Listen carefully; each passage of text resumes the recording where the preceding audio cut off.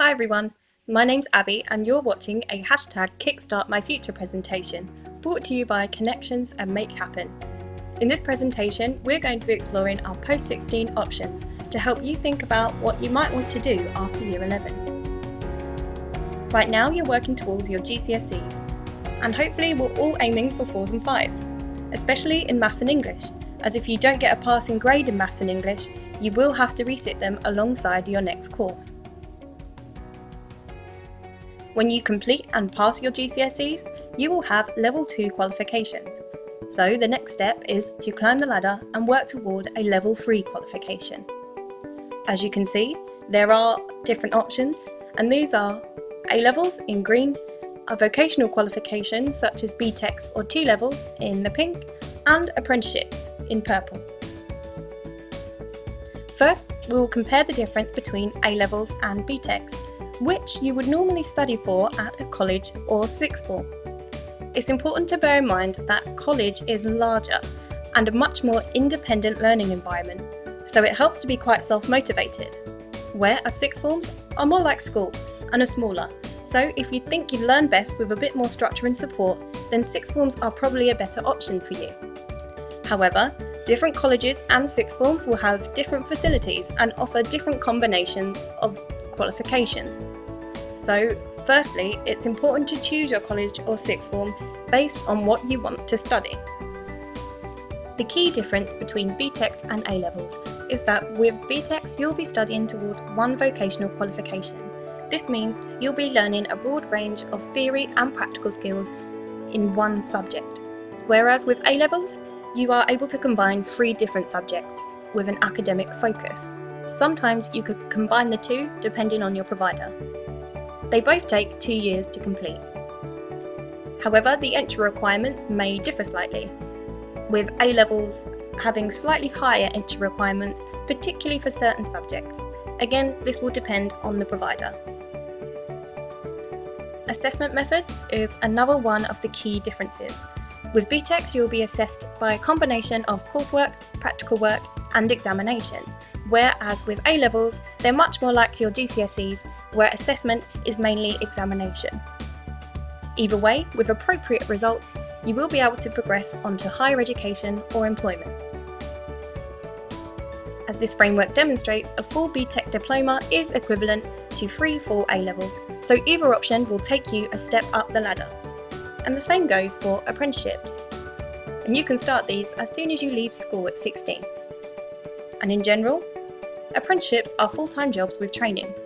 You would apply directly to an apprenticeship role through an employer, and they will organise your training for you. Your training may be delivered remotely, or you may have to attend a classroom-based training session, sometimes once a week, or sometimes in blocks. Apprenticeships are a way to learn on the job and gain a recognised qualification. Your apprenticeship contract may lead to the offer of a permanent position once you've completed it.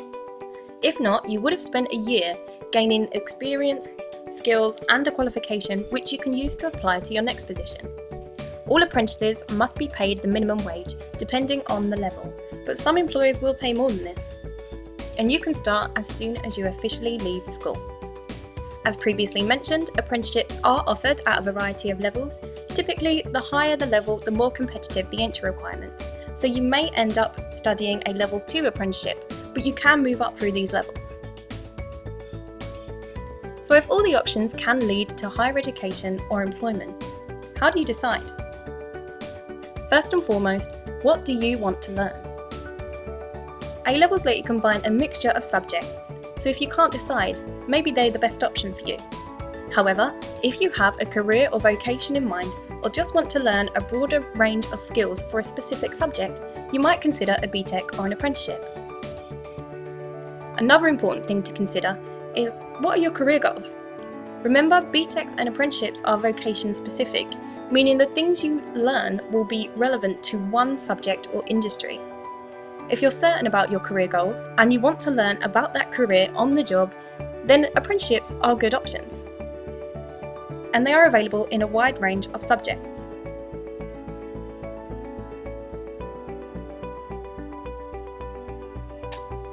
Bear in mind, however, The coronavirus has had an effect on apprenticeships, with some current apprentices facing redundancy and training is on hold for some. Economic slowdown is likely for a while, but how long this will last is unclear at the moment. Times are not necessarily ideal for growth and employment of apprentices, but it will depend on the sector you are interested in. So be realistic, do your research and consider whether remaining in full-time education for a while longer could be the better option for you. Another thing to bear in mind is that whilst you can gain a degree level qualification via an apprenticeship route in many subjects, if you want to go to university to study for a bachelor's degree, then BTECs and A-levels are probably better options, so it's really important to do your research. A university degree or a bachelor's degree takes about 3 years to complete. It usually involves a mixture of exams, coursework, project work, and research. And some careers do require you to have completed a university bachelor's degree. For example, if you want to be a teacher, you will have to have a relevant degree before you can start your teacher training. But for other careers like policing, nursing, and midwifery, whilst you do need a level 6 equivalent qualification to enter these careers, they may be accessed via the apprenticeship route. And you would apply directly through the employer, so Essex, Kent, and Met Police, for instance, all offer their own apprenticeship qualifications. And even the NHS do too. Level 7 is a master's level qualification, and to practice as an architect, you would need to have studied a bachelor's degree in architecture. Level 7 qualifications are usually sought after in things like engineering, social work, and law, and these may be accessed via the apprenticeship route.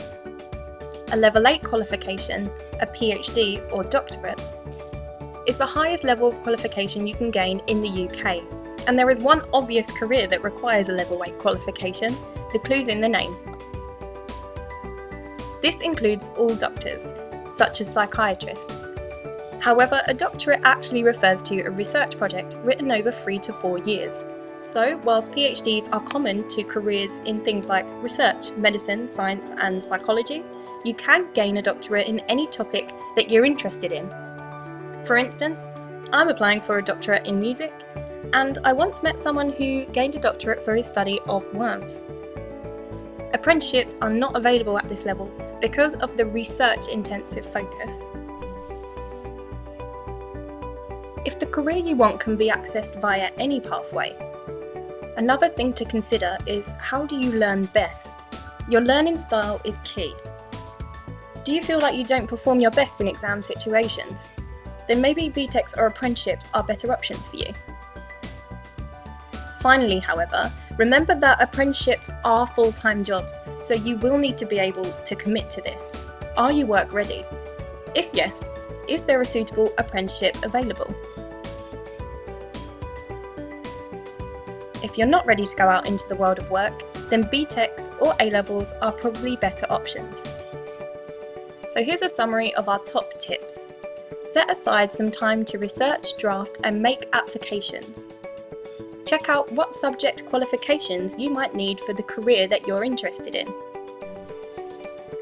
If you're thinking of going to university, see if there are any subject-specific entry requirements for the degree you'd like to study for. For things like architecture, typical entry requirements are an A-level in maths and art, or an art-based BTEC at level 3. Apply for as many Post-16 options as you wish because there is no limit, and you should always have a backup plan. Attend open events at all relevant providers in order to make informed decisions. These might be online in our current situation. And finally, talk to a careers advisor if you're really not sure. As always, if you'd like to speak to a connections advisor and there isn't one available at your school at the moment, please email connections@southend.gov.uk and feel free to follow us on Facebook at Southend Connections and Twitter at ConnectionsSouth1, where we'll be sharing all the latest updates. Please bear in mind that our phone lines are currently unavailable due to remote working conditions.